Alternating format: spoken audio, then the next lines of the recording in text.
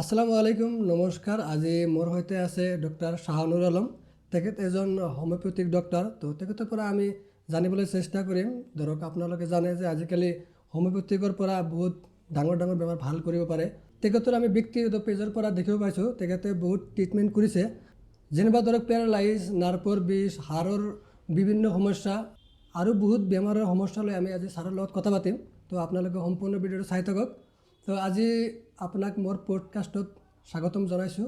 Thank U আপোনালোকক সকলোকে নমস্কাৰ। আপুনি অহাৰ কাৰণে খুবেই ভাল লাগিছে। চ' আশা কৰোঁ কিছুমান বেমাৰৰ বিষয়ে আজি কথা পাতিব পাৰিম আৰু বহুত মানুহে নজনা কথা কিছুমান বিশেষকৈ হোমিওপেথিৰ বিষয়ে নজনা কথা কিছুমান আজি মানুহে জানিবলৈ পাব। হয় হয় প্ৰথমতে জানিব বিচাৰিম আপোনাৰ চমুকৈ পৰিচয়টো অকণমান দি দিয়ক। হয় নমস্কাৰ, মোৰ নাম ডক্টৰ শাহানুৰ আলম। মই Guwahati govt homeopathic medical college আৰু হস্পিটেলৰ পৰা 2020 চনত BHMS ডিগ্ৰী লৈছিলোঁ। তাৰপিছত মই দুবছৰমান প্ৰাইভেট নাৰ্ছিং হোমত ধৰক ক্লিনিকেল এছিষ্টেণ্ট হিচাপে কাম কৰিছোঁ এটা নেশ্যনেল আয়ুষ মিছনৰ আণ্ডাৰত, যিটো চৰকাৰী হয়। যেনেকুৱা নেশ্যনেল হেল্থ মিছন থাকে তেনেকুৱা নেশ্যনেল আয়ুষ মিছন থাকে হোমিও আয়ুৰ্বেদিক আৰু ইউনানী ডক্টৰৰ কাৰণে। তো নেশ্যনেল আয়ুষ মিছনৰ আণ্ডাৰত মই চাকৰিও কৰিছোঁ, কিন্তু মোৰ পষ্টিংটো মোৰ পচন্দৰ জেগাত নোহোৱাৰ কাৰণে মই চাকৰিটো এৰি দিছোঁ। এৰি দিয়াৰ পিছত মই চেম্বাৰ কৰি আছোঁ আজি প্ৰায় 4 বছৰে হৈছে। মই স্পেচিফিকেলি 4-5টা বেমাৰৰে চিকিৎসা কৰোঁ, যেনেকুৱা আপোনাৰ পেৰালাইচিছ, মানুহৰ এক্সিডেণ্ট হোৱাৰ পিছতে হওক বা কিছুমানে ওপৰৰ পৰা তলত পৰি যায় যে সেইবোৰ ৰোগী, কঁকালৰ তলৰ অংশত পেৰালাইচিছ হৈ যায়। কিছুমানৰ প্ৰেছাৰ ষ্ট্ৰক হ'লে শৰীৰৰ যিকোনো এটা ছাইডে পেৰালাইচিছ হয়, লেফ্ট ছাইডো হ'ব পাৰে ৰাইট ছাইডো হ'ব পাৰে, এইবোৰ ৰোগীৰ চিকিৎসা কৰোঁ। তাৰপিছত আপোনাৰ যিকোনো ৰাজহাড়ৰ সমস্যা, স্লিপ ডিস্ক, হাৰ্নিয়েটেড ডিস্ক, ডিস্ক বাল্জ, তাৰপিছত লাম্বাৰ স্পণ্ডলাইটিছ, ছায়াটিকা, নাৰ্ভৰ বিষ বা নাৰ্ভৰ কিবা সমস্যা, বিশেষকৈ এই বেমাৰবোৰে মই চিকিৎসা কৰোঁ। আপুনি সেইবোৰৰ কথাই হয়তো কৈছে যে পেজত দেখিছে, মই বহুত ঠিক হোৱা ৰোগীৰ আচলতে সাক্ষাৎকাৰ লৈছিলোঁ। আমিও দেখিছোঁ আপোনাৰ মানে আপোনাৰ ব্যক্তিগত পেজৰ পৰা আমি দেখিছোঁ আপুনি বহুত সাক্ষাৎকাৰ লৈছে তেনেকৈ। হয় হয়, মানে একচুৱেলি বহুতে নাজানে যে এইবোৰ বেমাৰ আচলতে হোমিওপেথিক মেডিচিন ভাল হয় বুলি। যাৰ কাৰণে মই কিছুমান ৰোগীৰ ধৰকচোন সাক্ষাৎকাৰ লৈ কিনে এইটো প্ৰশ্ন মোৰ নিজৰ হয় যে কিছুমানে মানে এইবিলাক মানে ভাবে যে হোমিওপেথিক মেডিচিনেৰে মানে এইবিলাক বেমাৰ ভাল হ'ব নোৱাৰে, জটিল বেমাৰ ভাল হ'বনে নাই। তো এইটো বিষয়ে আপুনি কি ক'ব? নহয়, ফাৰ্ষ্ট হ'ল যে কোৱালিফাইড হোমিওপেথিক ডক্টৰৰ ওচৰত যদি আপোনালোকে যায়, এটাই ডিগ্ৰী আপোনাৰ কোৱালিফাইড ডিগ্ৰী বুলি আমি কনচিডাৰ কৰোঁ, যিটো হ'ল আপোনাৰ bachelor of homeopathic medicine and surgery. বাকী যিবোৰ আপোনালোকে হোমিওপেথিক ফাৰ্মাচী বা ষ্ট'ৰ দেখে যে বেছিভাগে কিন্তু নন কোৱালিফাইড মানুহ। তো তেওঁলোকৰ ট্ৰিটমেণ্টৰ ওপৰত ভিত্তি কৰি আপোনালোকে এজন প্ৰপাৰ ডক্টৰৰ চিকিৎসাটোক জাজ কৰিব নোৱাৰে, তাতে ডিফাৰেঞ্চ আছে। তো প্ৰথমতে আপোনালোকে এজন কোৱালিফাইড ডক্টৰৰ ওচৰত যাব, নিশ্চয় আপোনালোকে ডিফাৰেঞ্চটো ধৰিব পাৰিব। বেছিভাগ বেমাৰে আপোনাৰ কি কৰিব পাৰি, হোমিওপেথিক চিকিৎসাৰ সহায়ত ঠিক কৰিব পাৰি। খালি ইমাৰ্জেঞ্চি কেছ কিছুমান মই ব্যক্তিগতভাৱে নাচাওঁ, কাৰণ এতিয়া ধৰক চুগাৰ হৈ গ'ল, হাই প্ৰেছাৰ হৈ গ'ল, এইবোৰৰ কাৰণে এলোপেথিক ল'বই লাগিব, কাৰণ আধা ঘণ্টাৰ ভিতৰত প্ৰেছাৰ এটা ৰোগী কণ্ট্ৰল কৰিব নিয়ন্ত্ৰণ কৰিব নোৱাৰিলে ষ্ট্ৰক হৈ যাব।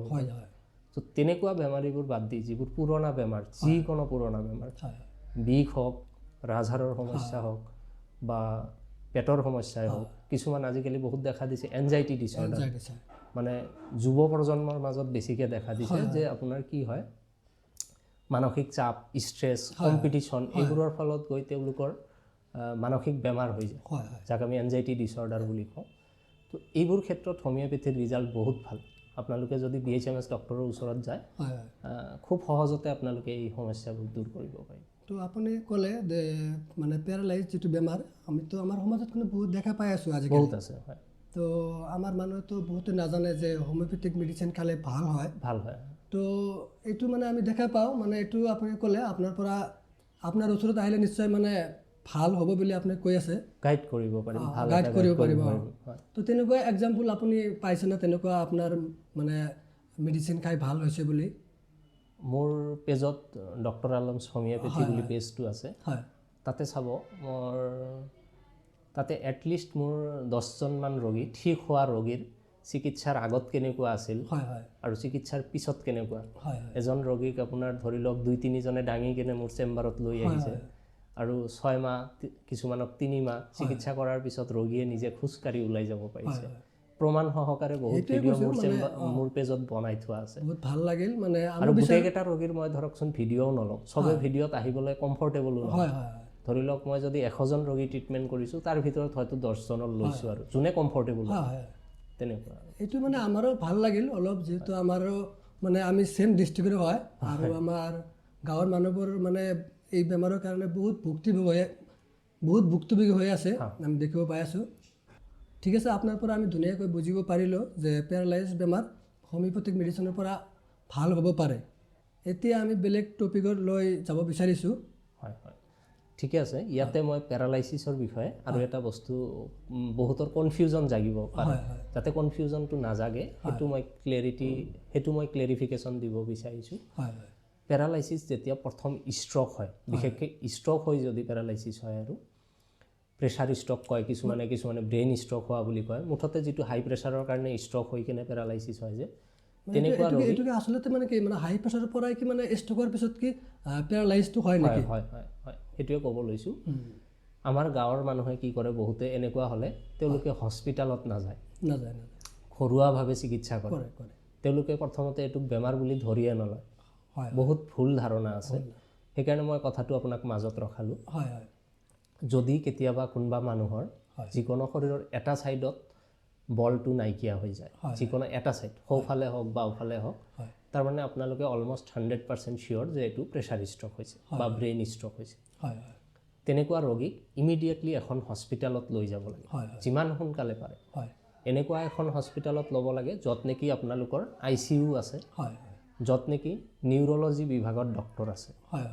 আৰু য'ত নেকি এখন CT স্কেন কৰিব পৰা সুবিধা আছে কাৰণ প্ৰেছাৰ ষ্ট্ৰক হ'লে বা ব্ৰেইন ষ্ট্ৰক হ'লে কি হয় ব্ৰেইনত ব্লাড জমা হয় সেইটো চাবৰ কাৰণে এখন CT স্কেন কৰাৰ প্ৰয়োজন আছে আৰু ষ্ট্ৰক হোৱাৰ লগালগ ৰোগীৰ একেবাৰে চিৰিয়াছ কণ্ডিশ্যন থাকে কিছুমান ৰোগীৰ যিবোৰ ভাইটেল আছে হাৰ্টৰ ফাংচন কেনেকুৱা আছে লাংছৰ ফাংচন কেনেকুৱা আছে উশাহ ল'ব পাৰিছে নে নাই যাৰ কাৰণে ICUৰ প্ৰয়োজন হ'ব সেইকাৰণে য'ত CT স্কেন কৰিব পাৰে য'ত ICU আছে আৰু য'ত নেকি এজন নিউৰলজি বিভাগত ডক্টৰ আছে তাতে যাব লাগে ইমিডিয়েটলি সেইখিনি কৰাৰ পিছতো যদি 1 মাহ পাৰ হৈ গ'ল তথাপিও যদি পেৰালাইচিছ ভাল নহয় এনেকুৱা ৰোগীৰ সাধাৰণতে কি হয় পেচাব লাগিলে পেচাব ধৰি ৰাখিব নোৱাৰে পেচাবটো নিজে নিজে ওলাই যায় পায়খানা লাগিলে ক'ব নোৱাৰে বেছিভাগ ৰোগীৰ হাতৰ আঙুলিকেইটা বেকা হৈ থাকে প্ৰথমতে হস্পিটেলত লৈ যাব ইমিডিয়েটলি যদি 1 মাহৰ ভিতৰত সম্পূৰ্ণ ঠিক নহয় তেতিয়া আপোনালোকে ধুনীয়াকৈ হোমিওপেথিক চিকিৎসাৰ সহায় ল'ব পাৰে কাৰণ ইমাৰ্জেঞ্চিখিনি আপোনালোকে হস্পিটেলত পাৰ কৰিব লাগিব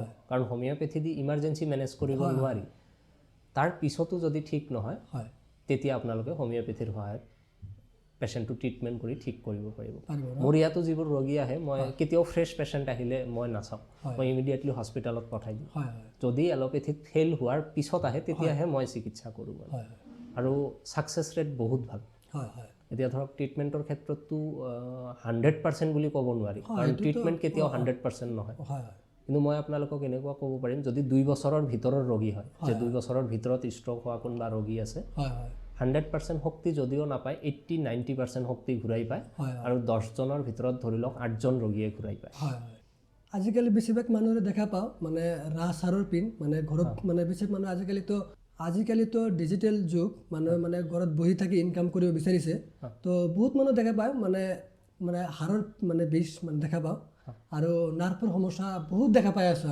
বহুত কমন হৈ পৰিছে এইটো বিষয়ে আপুনি কি ক'ব হয় চাওক প্ৰথম হৈছে যে ৰাজহাড়ৰ পৰা আৰম্ভ কৰি নাৰ্ভৰ সমস্যা হোৱালৈকে 4-5টা বেমাৰ ইনক্লুড হৈ থাকে ইয়াতে বেমাৰ বেলেগ বেলেগ হ'ব পাৰে কিন্তু লক্ষণকেইটা প্ৰায় একে ধৰণৰে হয় প্ৰথম হৈছে স্লিপ ডিস্ক আৰু এটা হৈছে হাৰ্নিয়েটেড ডিস্ক আৰু এটা হৈছে ডিস্ক বাল্জ মই বুজাই ক'ম আগতে বেমাৰকেইটা কৈ লৈছোঁ তাৰ পৰা হ'ব পাৰে ছায়াটিকা তাৰ পৰা হ'ব পাৰে লাম্বাৰ স্পণ্ডলাইটিছ বা চাৰ্ভাইকেল স্পণ্ডলাইটিছ যদি কঁকালৰ তলৰ অংশৰ ৰাজহাড়ত হয় সেইটো লাম্বাৰ বুলি কয় আৰু যদি এইখিনিৰ ডিঙিৰ ওচৰৰ যিকেইটা চাৰ্ভাইকেল ভাৰ্টিব্ৰা বুলি কওঁ তাতে হ'লে চাৰ্ভাইকেল স্পণ্ডলাইটিছ বুলি কয় আকৌ স্পণ্ডাইলচিছো এটা আছে স্পণ্ডাইলচিছ আৰু স্পণ্ডলাইটিছ দুটা বেলেগ বস্তু এই গোটেইকেইটা সমস্যাৰ আৰম্ভণি হয় কি হয় আমাৰ প্ৰত্যেকটো ৰাজহাড়ৰ মাজত এনেকুৱা যদি আমাৰ ৰাজহাড়কেইটা থাকে এটাৰ ওপৰত আৰু এটা এনেকৈ লগ লাগি গঠন হয় যে হয় হয় প্ৰত্যেকটো হাড্ডিৰ মাজত কি থাকে এটা নৰম অংশ থাকে এটা ডিস্ক থাকে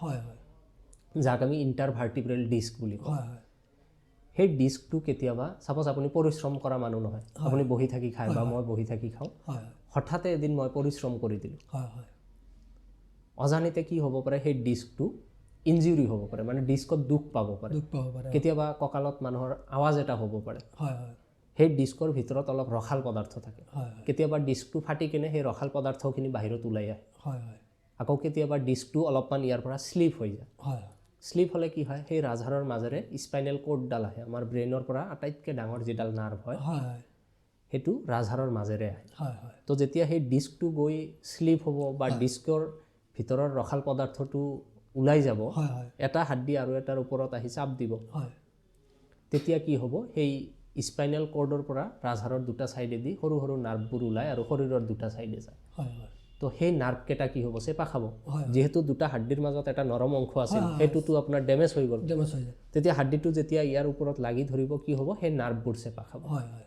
আৰু সেই নাৰ্ভবোৰ যিফালে যাব সেইফালে কি হ'ব বিষ অনুভৱ কৰিব পেইন হৈ থাকিব পেইন হৈ থাকিব তো এই পেইনটো সাধাৰণতে কেতিয়া বেছি হয় যদি ৰোগীয়ে শাৰীৰিক পৰিশ্ৰম কৰে হয় হয় এনেকুৱা হ'লে ৰোগীবোৰ সাধাৰণতে 6 মাহমানলৈকে শাৰীৰিক পৰিশ্ৰম কৰিব নালাগে হয় হয় ওজন ডাঙা কাম কৰিব নালাগে হয় হয় বা আপোনাৰ বেয়া ৰাস্তাত য'ত জাৰ্কিং পোৱাৰ সম্ভাৱনা আছে হয় হয় তেনেকুৱা ৰাস্তাত যাব নালাগে হয় আৰু সন্মুখৰ ফালে ৰোগী বেণ্ড হ'ব নালাগে হয় হয় ধৰক আপোনাৰ নামাজ পঢ়োতে বা ৰুকুত যাওঁতে যেনেকুৱা মানুহ সন্মুখৰ ফালে বেণ্ড হয় সেইটো হ'ব নালাগে ফ্ল'ৰত বা তলত মাটিত বহিব নালাগে হয় মুঠতে এনেকুৱা কাম কৰিব নালাগে যিটো কাম কৰিলে কি হয় ৰাজহাড়ত আপোনাৰ চাপ পাব পাৰে চাপ পাব বা ৰাজহাড়টো সন্মুখৰ ফালে বেণ্ড হ'ব পাৰে হয় হয় বা কি হ'ব পাৰে আপোনালোকৰ ৰাজহাড়ত জাৰ্কিং পাব হয় হয় এনেকুৱা কামবোৰ ৰোগীয়ে 6 মাহলৈকে এভইড কৰিব লাগে হয় হয় আৰু এনেকুৱা ধৰণৰ সমস্যা সাধাৰণতে 6 মাহলৈ মানে কি মানে ৰেষ্টত থাকিব ৰেষ্ট লাগে অলপমান ৰেষ্টত থাকিব লাগে আৰু এই প্ৰব্লেমবোৰ যে ক'লোঁ মই এই 5-6টা যে বেমাৰ ক'লোঁ হয় হয় গোটেইকেইটাৰ আৰম্ভণি জাষ্ট সেই ডিস্কটোৰ পৰাই হয় হয় হয় মানে যিটো আপুনি ক'লে যে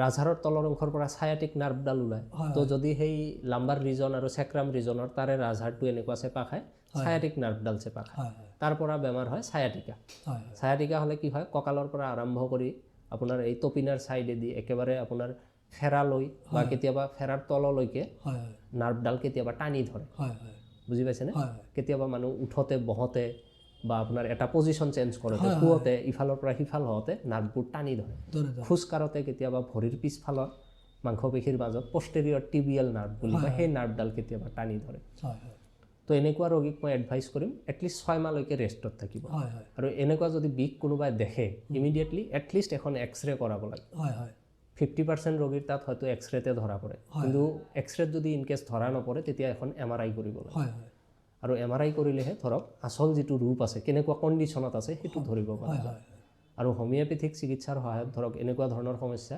2-3 মাহতে ঠিক কৰিব পাৰি কিন্তু মই যিখিনি কথা ক'লোঁ যে ৰোগীয়ে এইকেইটা বস্তু মানি চলিব লাগে হয় হয় সেইকেইটা মানিলেহে এইটোৰ এটা লং টাৰ্ম চলুশ্যন আহে হয় হয় যিয়ে চিকিৎসা নকৰক আপুনি নিউৰলজি ডক্টৰ দেখাওক অৰ্থপেডিক ডক্টৰ দেখাওক হোমিঅ' লওক হয় হয় যদি এই কথাকেইটা নামানে হয় হয় তেনেহ'লে এইবোৰ ৰোগী কেতিয়াও ৰিকভাৰী নহয় ৰিকভাৰী ৰিকভাৰী হ'ব আৰাম পাব 2-4 মাহৰ কাৰণে আকৌ লাহে লাহে ঘূৰি আহিব সমস্যাটো সেইকাৰণে এই এডভাইচটো ফ'ল' কৰিব লাগে হয় তো বহুত ভাল লাগিল আপুনি ধুনীয়া কেইটামান এডভাইচ দিলে তো মোৰ লগত ছাৰে যি কথা কৈছে আপোনালোকে নিশ্চয় মানিব আৰু যদি এনেকুৱা সমস্যা থাকে তো আপোনালোকে ছাৰৰ কথা যেনেকৈ কৈছে আপোনালোকে তেনেকৈ কৰিব তো এতিয়া আৰু নেক্সট কেইটামান কমন বেমাৰৰ কথা পাতিম তো আপোনালোকে চাই থাকক যিটো হ'ল একদম আজি প্ৰত্যেকজন মানুহৰ এনেকুৱা হৈ আছে যিটো হ'ল এই চুলি যে আছে মানে আমি এটা আপোনাৰ ভিডিঅ'ত চাইছোঁ মানে এই চুলিৰ পৰা মই আপোনাক দেখিছোঁ মানে এইটো হোমিঅ'পেথিক মেডিচিন খালে ভাল হ'ব পাৰে নে আনচাৰটো কণ্ডিশ্যনেল য়েছ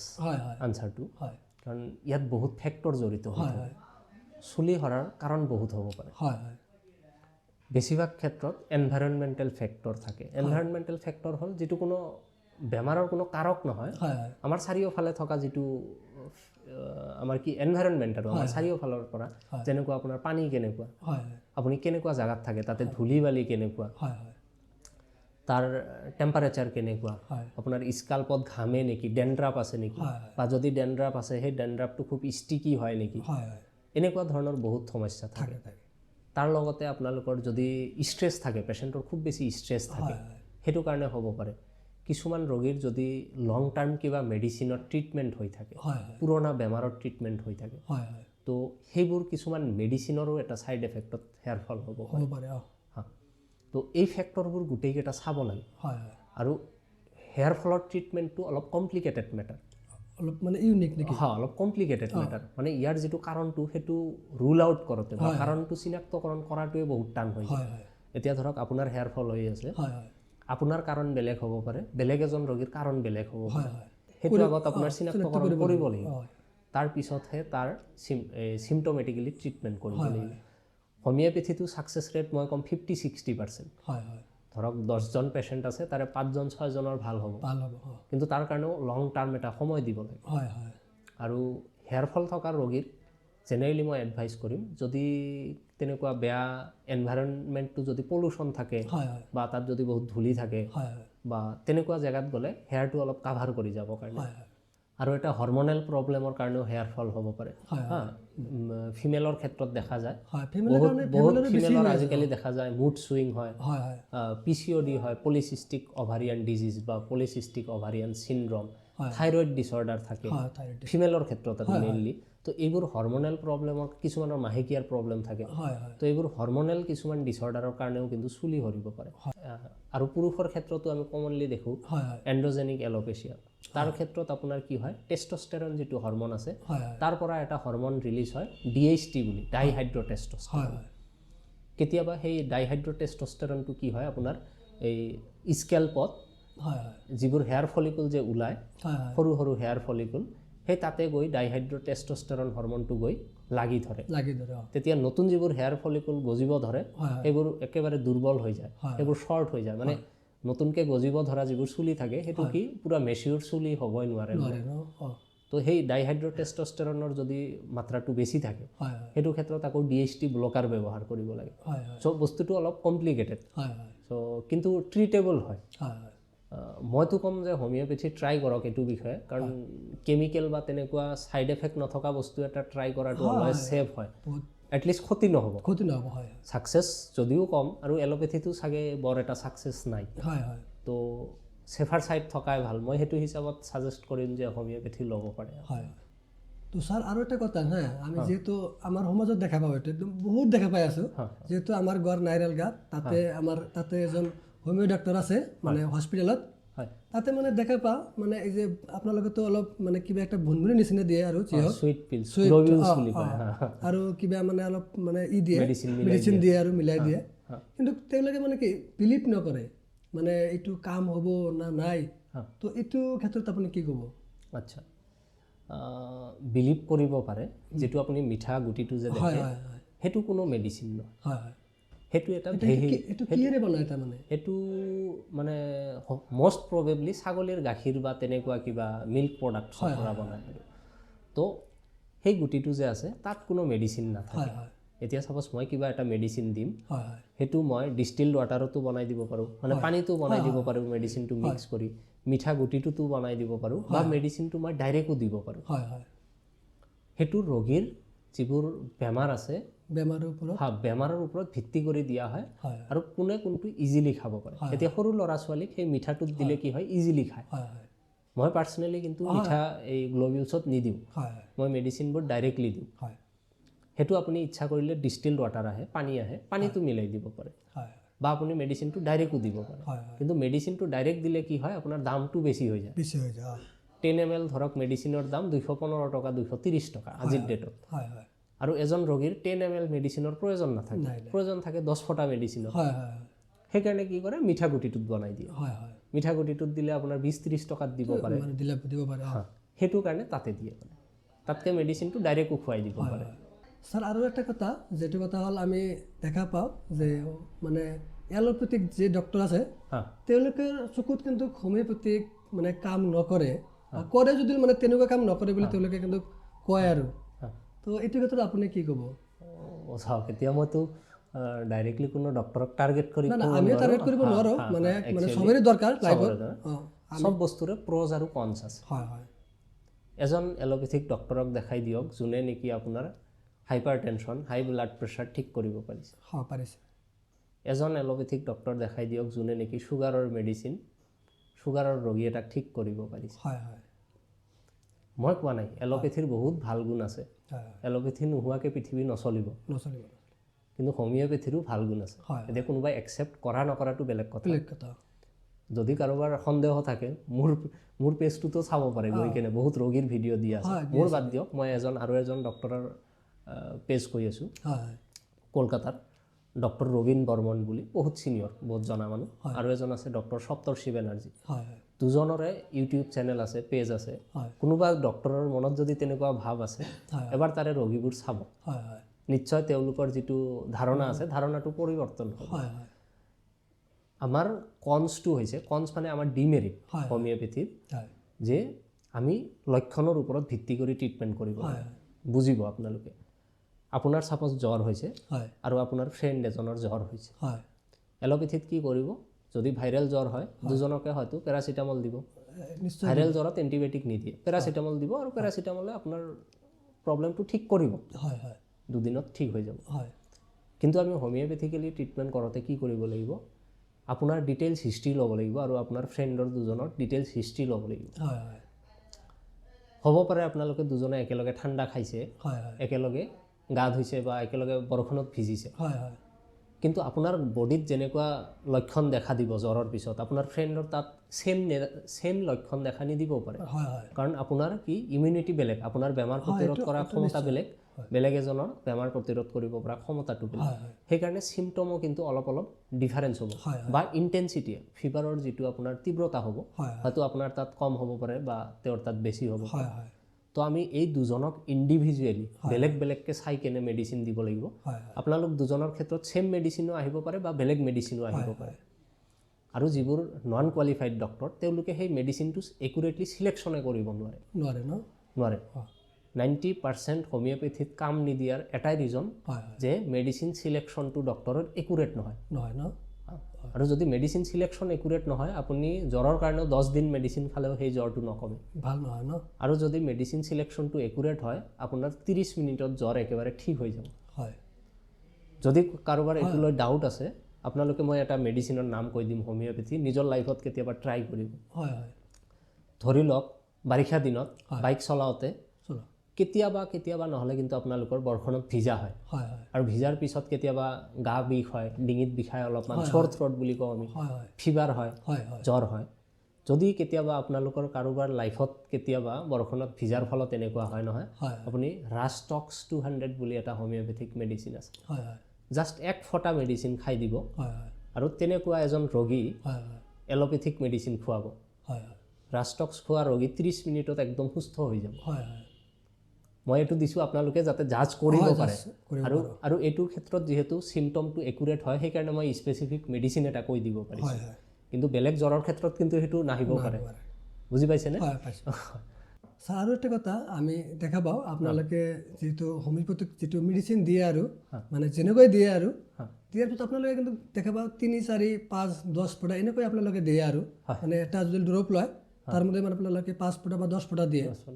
একচুৱেলি মানে কি, মানে মেডিচিনটো মানে কি আপোনালোকে কমকৈ দিয়াৰ কাৰণটো কি? মেডিচিনটো বহুত পাৱাৰফুল নেকি?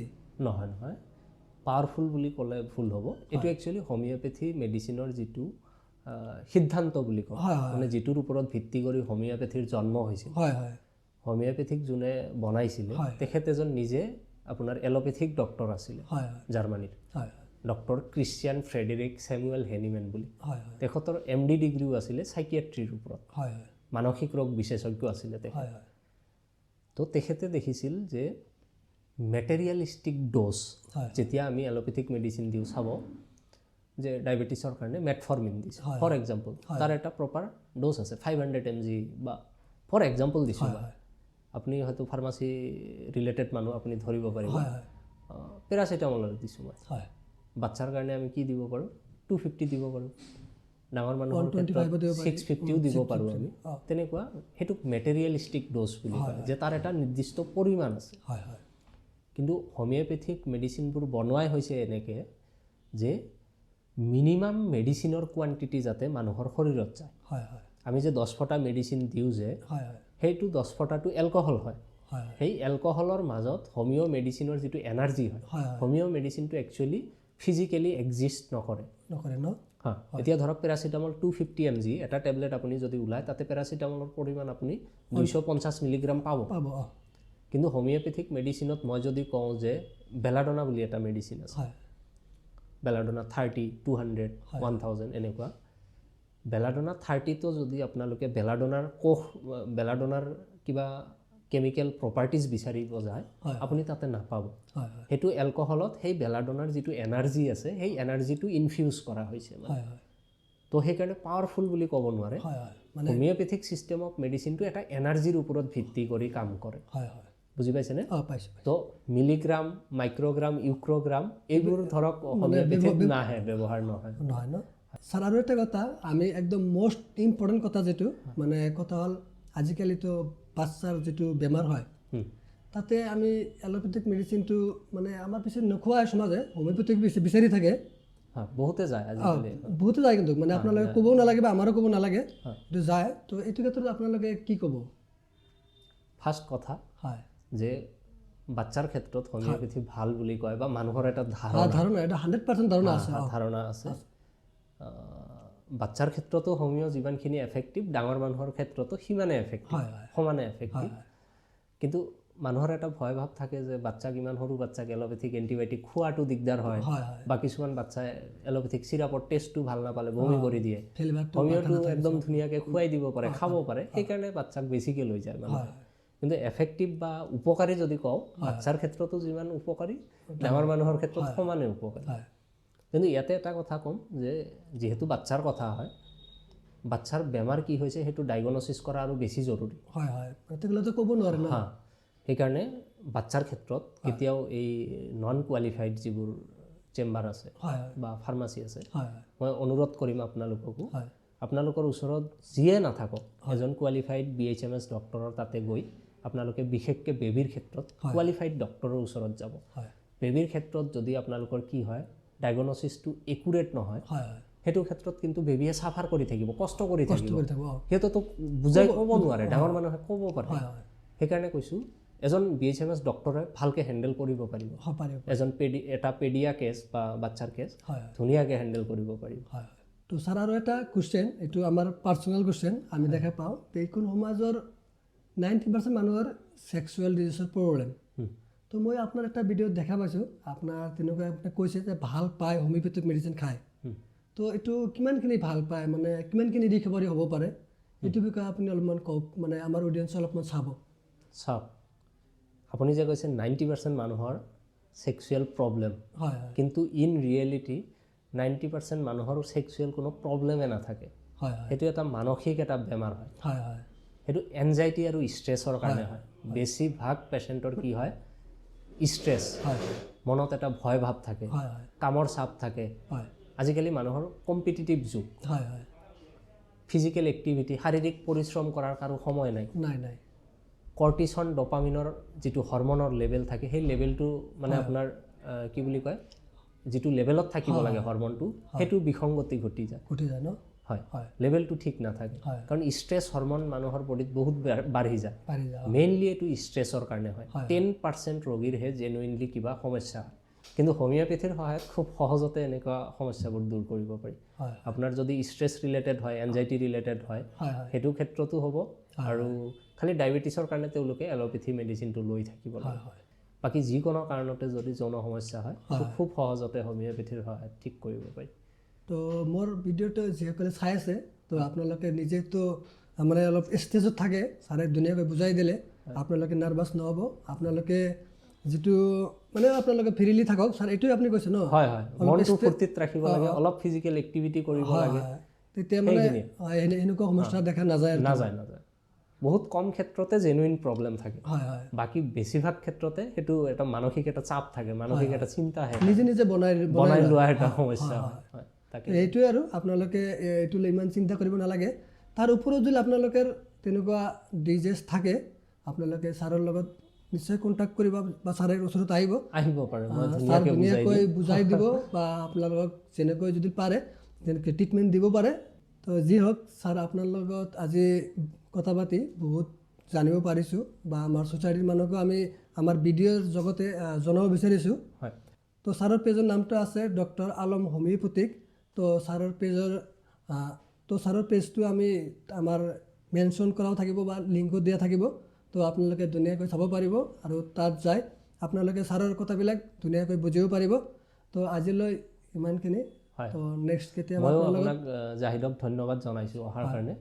হোমিওপেথিৰ বিষয়ে বহুতে বহুত বস্তু নাজানে বা বহুত ভুল ধাৰণা আছে। হয় হয় তেখেতৰ অডিয়েঞ্চক বা আপোনালোকক হয় হয় এই কথাখিনি মোক ক'বলৈ সুযোগ দিয়াৰ কাৰণে হয় হয় মই আপোনাক ধন্যবাদ জ্ঞাপন কৰিছোঁ। আপোনালোকক সকলোকে মই গুড হেল্থ উইচ কৰিছোঁ। আপোনালোকৰ স্বাস্থ্য ভালে থাকক, আপোনালোকে সকলোৱে ভালে থাকক। হয় আৰু আপোনালোকৰ জীৱনতো যিকেইটা বেমাৰৰ কথা ক'লোঁ হয় হয় এইকেইটা বেমাৰৰ কাৰণে আপোনালোকে হোমিওপেথি লোৱা কৰক। চাব হোমিওপেথি আপোনালোকৰ কাৰণে বহুত এটা বেনিফিচিয়েল হয়। হয় হয়